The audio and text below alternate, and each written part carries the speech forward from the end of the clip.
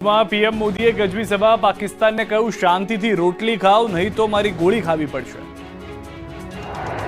દાહોદથી સીધા પ્રધાનમંત્રી નરેન્દ્ર મોદી બ્લુ કોઠીમાં કચ્છના ભુજ પહોંચ્યા। ભુજ એરપોર્ટથી સભા સ્થળ સુધી 1.5 કિલોમીટર લાંબો રોડ શો કર્યો। આ રોડ શોમાં હજારો લોકો પીએમ મોદીને આવકારવા માટે પહોંચી ગયા। હાથમાં ભારતનો ધ્વજ અને કેસરી કપડા સાથે સજ્જ લોકોએ પીએમ મોદી પર પુષ્પવર્ષા કરી। જય હિન્દના જયકારાથી આકાશ ગુંજી ઉઠ્યું। કચ્છી પહેરવેશમાં સજ્જ મહિલાઓએ પીએમ મોદીનું સ્વાગત કર્યું। 10,000 જેટલી મહિલાઓએ કેસરી સાડી અને સાથે માથે સિંદૂર લગાવીને પીએમ મોદીને આવકાર્યા। પીએમ રોડ શોમાં ખુલ્લી જીપમાં સભા સ્થળે પહોંચ્યા। અહીં હાજર તમામ લોકોનું અભિવાદન ઝીલ્યું। લોકોમાં અનેરો ઉત્સાહ જોવા મળ્યો। આખો સભા મંડપ રાષ્ટ્રધ્વજથી રંગાઈ ગયો। સ્ટેજ પર પહોંચતા પીએમ મોદીનું પરંપરાગત રીતે સ્વાગત કરાયું। 1971માં યુદ્ધ દરમિયાન રનવે બનાવનાર મહિલાઓએ મોદીના ઓવારણા લીધા। પીએમ મોદીએ 53,414 કરોડના ખર્ચના વિવિધ 33 વિકાસ કાર્યનું લોકાર્પણ અને ખાતમુહૂર્ત કર્યું। બાદમાં સભાને સંબોધી હતી। પીએમ મોદીએ કચ્છી ભાષામાં પોતાનું સંબોધન શરૂ કર્યું। ઓપરેશન સિંદૂરને લઈને સેનાના પરાક્રમના વખાણ કર્યા અને પાકિસ્તાનને આડે હાથ લીધું।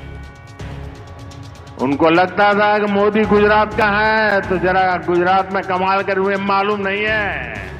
जरा 71 को याद कीजिए कि जो वीरांगना यहाँ आई थी ना उन्होंने तुम के धूल चटा दी। ये माता है बहने उस समय 72 घंटे में रनवे तैयार कर दिया और हमने हमले फिर से चालू कर दिए थे। और आज मेरा सौभाग्य है 71 की लड़ाई की उस वीरांगना माताओं ने आकर के मुझे आशीर्वाद दिए हैं। 48 કલાક ગુજરાતને બાનમાં લેશે વરસાદ। 48 કલાક વરસાદ વારો પાડી દેશે। 16 જિલ્લામાં ખતરનાક વરસાદ પડી શકે। 60 કિલોમીટરની ઝડપે ફૂંકાશે પવન। ગુજરાતમાં ગમે તે ઘડીએ હવે ચોમાસું બેસવાના એંધાણ છે। મુંબઈ સુધી ચોમાસું પહોંચી ગયું છે। મુંબઈમાં 15 દિવસ વહેલું ચોમાસું પહોંચ્યું છે। છેલ્લા 25 વર્ષમાં સૌથી વહેલું ચોમાસું પહોંચ્યું છે, જે બાદ હવે ગુજરાતમાં એન્ટ્રી કરવાનું છે। એ પહેલા રાજ્યમાં મિની વાવાઝોડા સાથે વરસાદ તરખાટ મચાવી રહ્યો છે।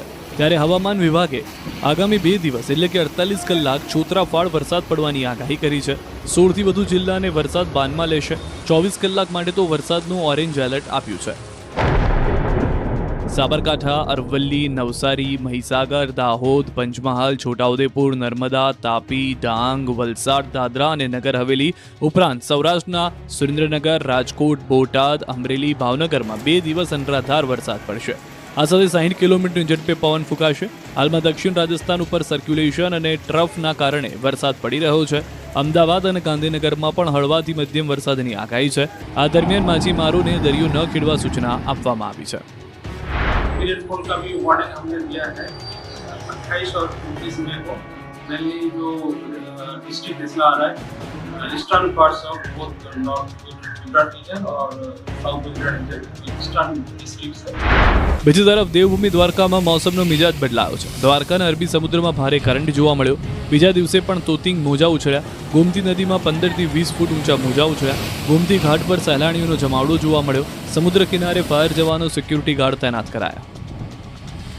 ચોમાસાના આગમનના એંધાણ છે ત્યારે વલસાડના તિત્તલનો દરિયો તોફાની બન્યો। ભરતીના સમયમાં દરિયામાં ઊંચા તૂતિંગ મોજા ઉછળ્યા હતા। આથી આજે દરિયાએ જાણે રૌદ્ર સ્વરૂપ લીધું હોય એવા દ્રશ્યો જોવા મળ્યા। દરિયાના તોફાની સ્વરૂપને જેવા મોટી સંખ્યામાં લોકો ઉમટી પડ્યા હતા। આજે દરિયામાં ઊંચા મોજા ઉછળી રહ્યા હોવા છતાં પણ અસંખ્ય પર્યટકો દરિયા કિનારે જોખમી અંતરે જોવા મળ્યા। આવા જોખમી માહોલમાં પર્યટકોને દરિયા કિનારેથી દૂર રહેવાની સૂચનો કરવામાં આવ્યા છે। તેમ છતાં પર્યટકો આવા સૂચનોનું અનાદર કરી જીવના જોખમે બાળકો સાથે દરિયા કિનારે જોવા મળ્યા। સૌરાષ્ટ્ર અને ઉત્તર ગુજરાતમાં મિની વાવાઝોડાએ વેર્યો વિનાશ। ગુજરાતમાં ચોમાસું ગમે ત્યારે દસ્તક દેવાનું છે। એ પહેલા મિની વાવાઝોડાએ ગુજરાતને બાનમાં લીધું છે। સૌરાષ્ટ્રથી લઈ ઉત્તર ગુજરાતમાં વાવાઝોડાએ વિનાશ વેર્યો છે। બોટાદમાં પણ મિની વાવાઝોડું ફરી વળ્યું હતું। સમગ્ર જિલ્લામાં ભારે પવન ફૂંકાતા અનેક વિસ્તારમાં વીજળી ગુલ થઈ। બોટાદ ઉપરાંત બરવાળા તાલુકાના ગામડાઓમાં પણ તોફાની પવન સાથે વરસાદ તૂટી પડ્યો। આ તરફ મહેસાણા અને સાબરકાંઠામાં વરસાદ તૂટી પડ્યો।